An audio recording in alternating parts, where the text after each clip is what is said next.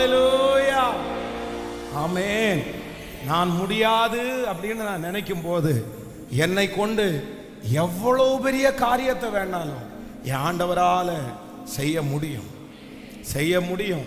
என் கையில் அதுக்கு எல்லாம் இருக்கணும்னு அவசியம் கிடையாது, எனக்கு அதுக்குரிய சூழ்நிலை எல்லாம் இருக்கணும்னு அவசியம் கிடையாது. அவர் என்னை கொண்டு செய்யணும்னு நினைச்சிட்டார் அப்படின்னு சொன்னார். அவர் என்னை கொண்டு செய்ய நினைத்ததை எதுவும் தடுத்து நிறுத்த முடியவே முடியாது. ஒண்ணுமே இல்லைனாலும் நீங்க கவலைப்பட வேண்டிய அவசியமே இல்லை. 5000 பேர் புருஷர்கள் மட்டும் இருக்கிறாங்க. அத்தனை பேருக்கும் சாப்பாடு கொடுக்கிறதுக்கு 2 மீனையும் 5 அப்பத்தையும் கொண்டு தானே கர்த்தர் அத்தனை பேரை போஷிச்சாரு.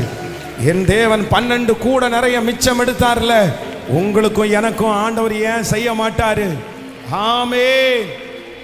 அவருக்கு ரொம்ப பிடிக்கும், ரொம்ப பிடிக்கும். எது ஆண்டவருக்கு பிடிக்கும்னா பலவீனமானவைகளை கொண்டு அவருடைய ராஜ்யத்தை கட்டுறது அவருக்கு ரொம்ப பிடிக்கும். உங்களையும் என்னையும் கொண்டு அவர் பயன்படுத்துவது அவருக்கு ரொம்ப பிடிக்கும். நம்ம அவருடைய கரத்தில் இருக்கிறோம். ஹல்லேலூயா. ஆண்டவருடைய பிள்ளைகளே, இன்றைக்கு கர்த்தர் சமூகத்தில் ஆண்டவருடைய வார்த்தைக்காக எதிர்பார்க்கும் போது ஆண்டவர் என் இருதயத்தில் ஒரு நல்ல வார்த்தையை வச்சார். ஏசாயாவின் தீர்க்க தரிசன புஸ்தகம் 42ஆம் அதிகாரத்தினுடைய 3வது வசனத்தை நம்ம வாசிக்க போறோம். ஆமென். ஏசாயாவின் தீர்க்க தரிசன புஸ்தகம் ஹல்லேலூயா 42ஆம் அதிகாரம் 3வது வசனத்தை நம்ம வாசிக்க போகிறோம். அவர் நெறிந்த நாணலை முறியாமலும் மங்கி எரிகிற திரியை அணையாமலும் நியாயத்தை உண்மையாய் வெளிப்படுத்துவார்.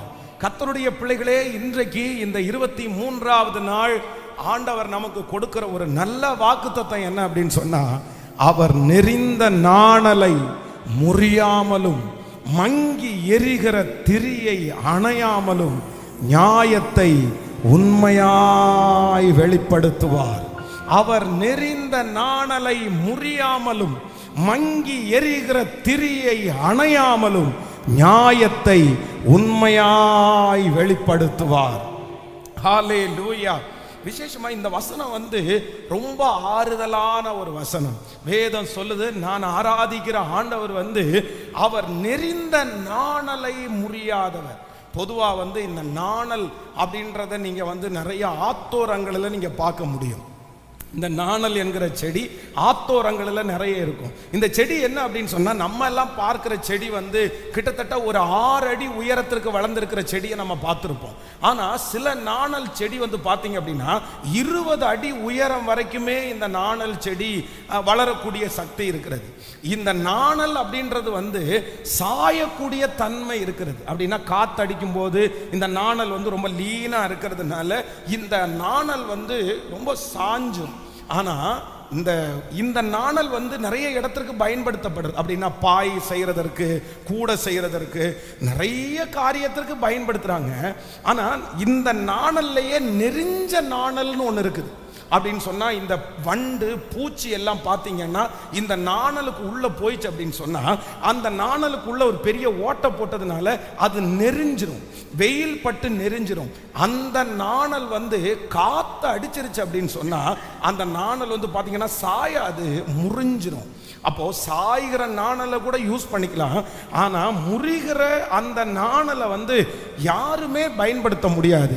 ஆனா கர்த்தராகிய ஆண்டவர் வாக்கு கொடுக்கிறார், நான் நெறிந்த நாணலை முறிக்க மாட்டேன், மங்கி எரிகிற திரியை நான் அணைய விட மாட்டேன்.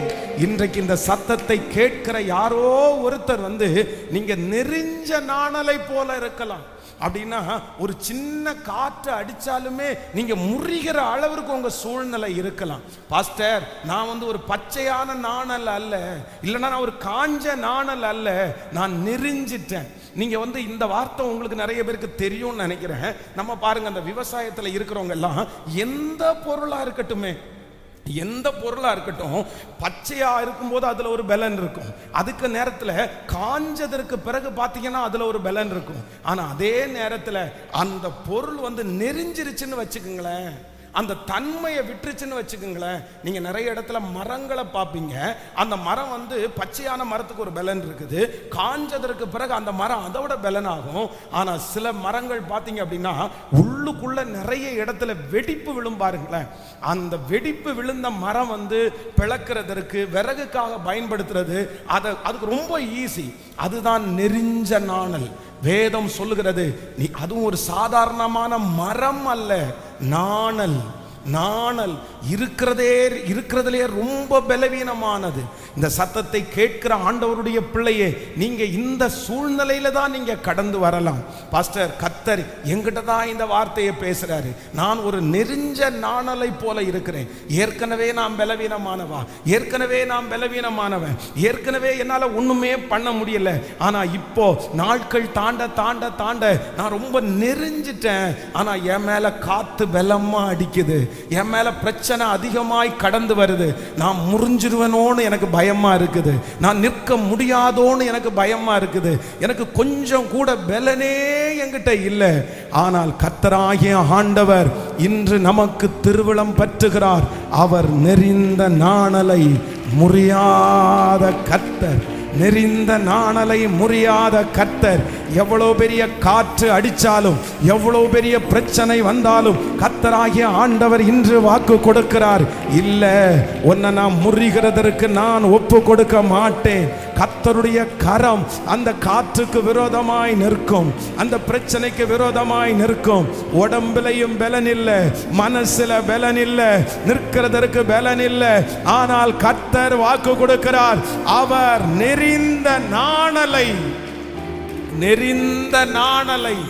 முறியாத கர்த்தர். ஹல்லேலூயா. கொஞ்சம் கூட பலனே இல்லாதது என்ன அப்படின்னு சொன்னா நெறிந்த நாணல். அப்படின்னா கொஞ்சம்னா அது எதிர்பார்க்கவே முடியாது. ஒரு சின்ன பிள்ளை வந்து போய் அந்த நாணல்ல கை வச்சா கூட அந்த நாணல் என்ன பண்ணுவோம்னா முறிஞ்சிரும். நம்ம வந்து லைட்டா தட்டுனா போதும் அது முறிஞ்சிரும். காரணம் என்ன அப்படின்னா அந்த நாணல் வந்து பச்சையா இல்லை, அது நெறிஞ்சு போய் இருக்குது, அது காஞ்சு நெறிஞ்சு போய் இருக்கிறது. ஆனா கர்த்தராகிய ஆண்டவர் அதை முறிகிறதற்கு கர்த்தர் அனுமதிக்க மாட்டார். ஒரு நெறிந்து போன நாணல் நிமிர்ந்து நிற்கிறது கூடாத காரியம். ஒரு நெறிந்து போய் இருக்கிற நாணல் காற்றுக்கு தாங்குவது கூடாத காரியம், பிரச்சனைக்கு கூடாத காரியம். ஆண்டவருடைய பிள்ளையே, நீங்க பிரச்சனைக்கு தாங்குவது கூடாத காரியம்.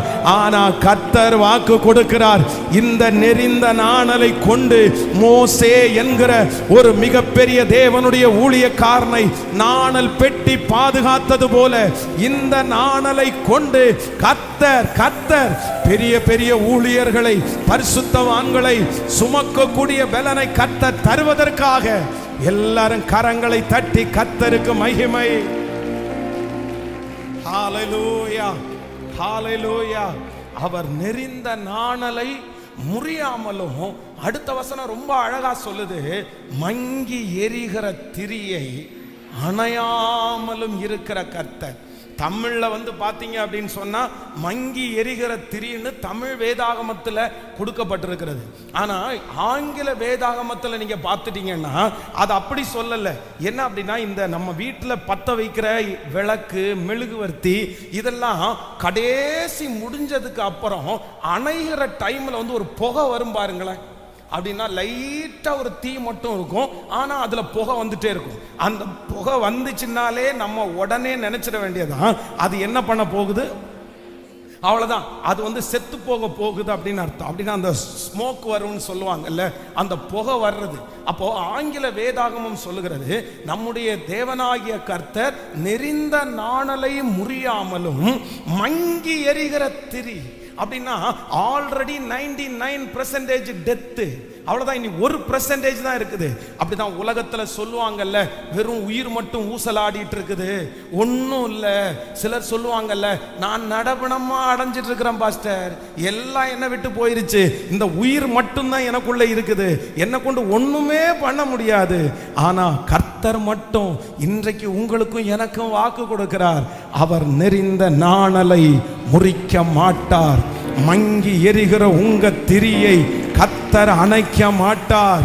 இந்த பிரச்சனை உங்க திரிய அணைக்காது, உங்க விளக்க அணைக்காது. கர்த்தர் சொல்லுகிறார், இந்த விளக்க பத்த வச்சவர் கர்த்தர், இதை எரிய வச்சவர் கர்த்தர், உங்களை இந்த உலகத்திற்கு கொண்டு வந்தவர் கர்த்தர். அவருடைய அனுமதி இல்லாம கண்டிப்பாக கண்டிப்பாக ஓ ஹல்லேலூயா அந்த விளக்க அணைக்கவே முடியாது. காற்று பலமா அடிக்கும் போது கர்த்தர் வாக்கு கொடுக்கிறார், என் கரத்தின் நிழலினால் உன்னை நான் மூடுவேன், என் கரத்தின் நிழலினால் உன்னை நான் மூடுவேன். அந்த நெறிஞ்ச நாணலுக்கு முன்னாடி ஒருத்தர் வந்து நிற்கிறத நான் பார்க்கிறேன். அந்த மங்கி எரிஞ்சிட்டு இருக்கிற திரி பக்கத்துல வந்து ஒருத்தருடைய கை அப்படியே அணைச்சத பார்க்கிற கர்த்தர் இன்னைக்கு தீர்க்க தரிசனமா வாக்கு கொடுக்கிறாரு. இல்ல, இந்த காற்று ஒன்ன அணைக்காது, இந்த பிரச்சனை ஒன்ன அணைக்காது, இந்த மனுஷன் உங்களை ஒன்றும் பண்ண முடியாது. கர்த்தர் சொல்லுகிறார், நீ கொழுந்து விட்டு எரிய போகிறாய், நீ கொழுந்து விட்டு எரிய போகிறாய். அநேகருக்கு வெளிச்சத்தை கொடுப்பதற்கு கர்த்தர் உங்களை பயன்படுத்துவேன் என்று வாக்கு கொடுக்கிறார். கரங்களை தட்டி இந்த தீர்க்க தரிசனமான வார்த்தைக்கு கரங்களை தட்டி ஹல்லேலூயா, நன்றி நன்றி நன்றி நன்றி. பெரியவர் பெரியவர் பெரியவர். ஹல்லேலூயா, ஆமென். நெறிந்த நாணலை முறியாமலும் மங்கி எரிகிற திரியை அணையாமலும் இருக்கிற கர்த்தர். எவ்வளவு கரிசனை நம்ம மேல ஆண்டவருக்கு, எவ்வளவு கரிசனை, எவ்வளவு கரிசனை. அந்த லாஸ்ட் மினிட் வரைக்கும் நம்மளை காப்பாற்றணும்னு நமக்காக துடிக்கிறவர் யார் அப்படின்னா கர்த்தர். நான் நம்புறேன் ஆண்டவர் இன்றைக்கு கிருபையாய் வாக்கு கொடுக்கிறாரு. யாருமே உன்னை காப்பாற்ற முடியாதுன்ற சூழ்நிலையில நீங்க தள்ளப்பட்டாலும் கர்த்தர் வாக்கு கொடுக்கிறாரு, நான் உன்னை காப்பாற்றுவேன். ஆண்டவர் நம்மளை காப்பாற்றுவார். நான் ஆராதிக்கிற கர்த்தர் என்னை காப்பாற்றுவார். முழு பலத்தோடு இந்த வார்த்தையை விசுவாசிக்கிறவங்க கைகளை மேல உயர்த்தி சத்தமா நான் நம்புற ஆண்டவரேன்னு சொல்லுங்க. சொல்லுங்க, நாங்க நம்புற ஆண்டவரே. ஆமென். சொல்லுங்க, நான் நம்புற ஆண்டவரே. சிங்க கெபி ஆனாலும் தீச்சூளை ஆனாலும் என்ன காப்பாத்துறதுக்கு ஒருத்தர் இருக்கிறார். ஹல்லேலூயா. இந்த சத்தத்தை கேட்டுக்கொண்டிருக்கிற நிறைய பேருக்கு முன்னாடி காற்று பலமா இருக்குது. அந்த காற்றை எதிர்க்கிறதுக்கு நீங்க பச்சை நாணலா கூட இல்ல, நீங்க நெறிஞ்ச நாணலா இருக்கிறீங்க. நீங்க மங்கி எரிகிற திரியா இணைக்கிறீங்க. நீங்க அந்த காற்றை பார்த்து பார்த்து பயப்படுறீங்க, அந்த பிரச்சனையை பார்த்து பார்த்து பயப்படுறீங்க. இது என்ன அழிக்காம போகாதுன்னு நீங்க நினைக்கிறீங்க. ஆனா கர்த்தர் மட்டும் குறுக்கால நின்று தன்னுடைய கையை வச்சு மறைச்சு, இது நெறிஞ்ச நாணலா இருந்தாலும் இதை முறியாம பாதுகாக்கிறதுக்கு ஒருத்தர். நல்ல கரங்களை தட்டி ஆமென்.